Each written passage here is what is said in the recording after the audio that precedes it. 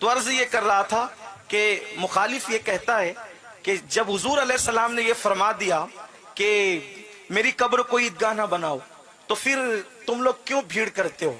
اگر یہی تشریح صحیح ہوتی تو اللہ کے رسول علیہ السلام کی بارگاہ میں تو اتنی بھیڑ لگی ہوتی ہے، اتنی بھیڑ پنج وقتہ نماز میں ہوتی ہے کہ اوروں کے عرس میں بھی اتنی بھیڑ نہیں جمع ہو پاتی جی۔ تو پھر تشریح تو یہ نہ ہوئی۔ پھر اس کے بعد یہ تو دنیا میں دیکھنے والے سر ہے اور دکھنے والے سر ہیں جی۔ لیکن جو 70,000 فرشتے صبح آتے ہیں اور شام تک، اور جو شام کو آتے ہیں صبح تک، وہ وہاں پر رہتے ہیں، تو یہ بھیڑ نہیں تو اور کیا ہے؟ تو لیکن چونکہ مخالف نے علم نہ ہونے کی بنیاد پر حدیث کا دھوس دے کر کے متزلزل کر دیا۔ ایک پڑھا لکھا دنیاوی پڑھا لکھا سوچتا ہے کہ ہاں یار یہ حدیث تو ہے کہ میری قبر کو عیدگاہ نہ بنانا، پھر ہم کیوں جاتے ہیں؟ لیکن جب الحمدللہ اہل سنت و جماعت کے علماء سے اس کی تشریح پوچھی جاتی ہے تو وہ بھی کہتے ہیں متن تو صحیح ہے کہ میری قبر کو عیدگاہ نہ بنانا، مطلب کیا ہے؟ یہ نہیں کہ بھیڑ نہ لگانا، یہ نہ کرنا، وہ نہ کرنا، بلکہ پھر عشاق یوں تشریح کرتے ہیں اپنے اس علم کی روشنی میں جو ان کے پاس 1450 سال کا سرمایہ موجود ہے، صفا کے چبوترے سے جن کے علم کی کڑیاں ملتی ہے، باب مدینۃ العلم سے جن کو علوم کے فیوز و برکات ملتے ہیں، وہ کہتے ہیں آقا نے یہ ضرور کہا کہ میری قبر کو عیدگاہ نہ بنانا، مطلب یہ نہیں کہ بھیڑ نہ لگانا، بلکہ یہ فرمایا کہ نیک سے نیک، متقی سے متقی، پرہیزگار سے پرہیزگار انسان جب عیدگاہ جاتا ہے تو سال میں صرف 2 مرتبہ جاتا ہے۔ پوچھئے غازی ملت سے، عمر تمام ہو گئی دین کی دعوت دیتے دیتے، لیکن 2 بار کے بعد کبھی تیسری بار اہتمام سے جاتے ہیں کیا؟ پوچھئے حضور علوی صاحب سے، پوچھئے حضور دادا باپو سے، پوچھئے پیر باپو سے، اتنے پرہیزگار لوگ کیا کبھی سال میں 2 بار کی جگہ تیسری بار جاتے ہیں؟ میں خود ایک عیدگاہ کا خطیب و امام ہوں، میں خود 2 سے تیسری مرتبہ نہیں جاتا عیدگاہ۔ آقا کیا فرما رہے ہیں؟ اے میرے غلاموں، میری قبر کو عیدگاہ مت بنانا، یعنی جیسے عیدگاہ میں سال میں 2 مرتبہ آتے ہو، ایسے 2 مرتبہ مت آیا کرنا، بلکہ جب جب موقع ملے تب تب آیا کرنا، کیونکہ منظارہ قبری وجبت لہو شفاعتی، سبحان اللہ، ہر عبادت پر ثواب ملتا ہے، قبر رسول کی زیارت پر، مزار مصطفیٰ کی زیارت پر شفاعت کا مزدہ نصیب ہوتا ہے۔ اور بلکہ یہاں تک فرمایا ہو سکے تو مدینے میں مرو، جو مدینے میں مرے گا میں اس کی شفاعت کروں گا، اس کے ایمان کی گواہی دوں گا۔ تو علم نہ ہونے کی بنیاد پر اگر فتنہ ارتداد پھیل رہا ہے تو علم کو عام کیا جائے، اور علم کو عام کرنے کے لیے بہترین ادارے قائم کیے جائیں۔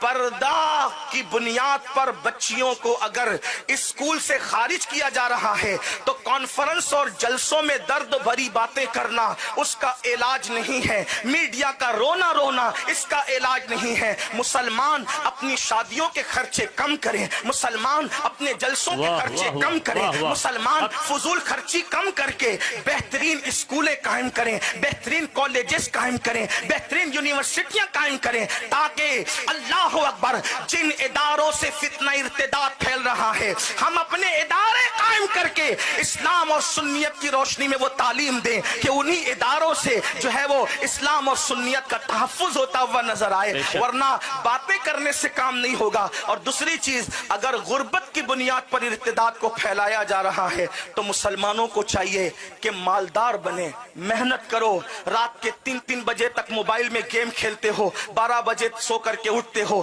کب تجارت کرو گے، کب کیا کرو گے، کب آگے بڑھو گے؟ اس لیے مال پہ توجہ دو۔ کچھ لوگ یہ کہتے ہیں نہیں مولانا ہمارے نبی تو غریب تھے، ہمارے صحابہ تو غریب تھے، پیٹ پہ پتھر باندھتے تھے، ہم لوگ جو ہے وہ مالدار ہو کے کیا کریں گے؟ یہ تبلیغی جماعت کا فریب ہے کہ نبی غریب تھے۔ واللہ ہم اپنے نبی کو نہ کبھی غریب کہتے ہیں نہ مفلس مانتے ہیں، اس لیے کہ میں اس کو کیسے مفلس اور غریب تسلیم کر لوں جو پوری کائنات کو پال رہا ہے۔ میرا امام کہتا ہے آسماں خان، زمین خان، زمانہ مہمان، صاحب خانہ، لقب کس کا ہے؟ تیرا تیرا۔ ارے وہ آنے سے پہلے بھی بانٹ رہے تھے، آنے کے بعد بھی بانٹ رہے ہیں، اور آج تک تقسیم کر رہے ہیں۔ ہمارا عقیدہ تو یہ ہے، وہ خود فرماتے ہیں واللہ یعطی انما انا قاسم، اللہ ہی عطا کرتا ہے،